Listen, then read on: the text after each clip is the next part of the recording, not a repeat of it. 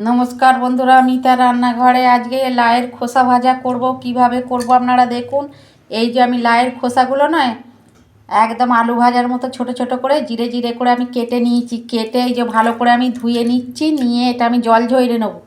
কড়াই আমি জল দিচ্ছি। লাউয়ের খোসাটা আমি 2 মিনিট মতো ভাপবে নেব। নুন, অল্প হলুদ,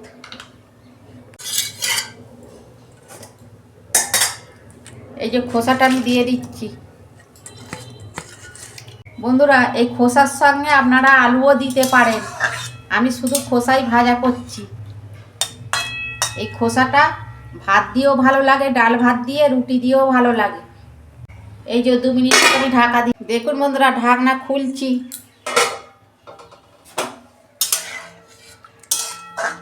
লাউয়ের খোসা আমার ভাবানো হয়ে গেছে।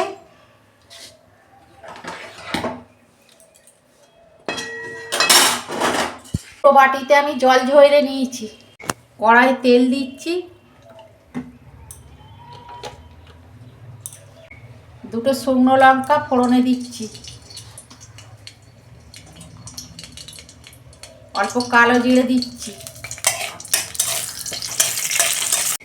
ফোড়নটা আমি ভেজে নিয়েছি। এই যে লাউয়ের খোসাটা আমি দিয়ে দিচ্ছি।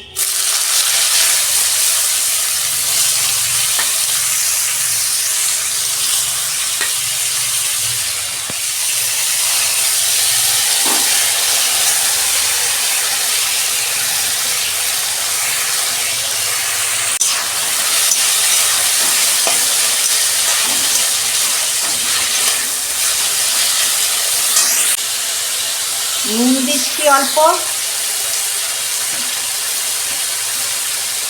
হলুদ দিচ্ছি,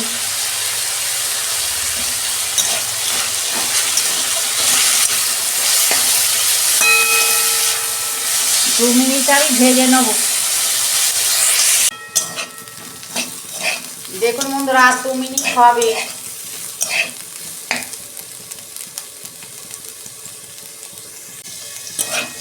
দেখুন বন্ধুরা, লাউয়ের খোসা ভাজা হয়ে এসেছে। আমি চিনি দিচ্ছি অল্প।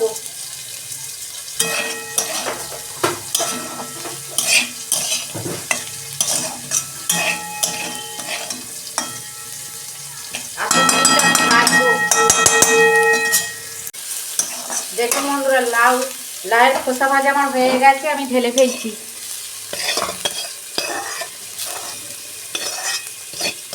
দেখুন বন্ধুরা, লাউ তো এখন নতুন উঠেছে, এবার খোসাগুলো খুব কচি। সেই জন্য আমি বলি কি করব লাউয়ের খোসাটা ভাজা করি। আমার মা করতো তো, খুব খেতে ভালো লাগে। আর আমার রান্নাটা যদি ভালো লাগে, আমার পাশে থাকবেন, লাইক কমেন্ট সাবস্ক্রাইব করবেন, আর প্রচুর প্রচুর শেয়ার করে দেবে। এরা আমি নিত্য নতুন রান্না আপনাদের পাশে তুলে ধরবো। সবাই ভালো থাকবেন, সুস্থ থাকবেন। দেখা হচ্ছে পরের ভিডিও। ধন্যবাদ।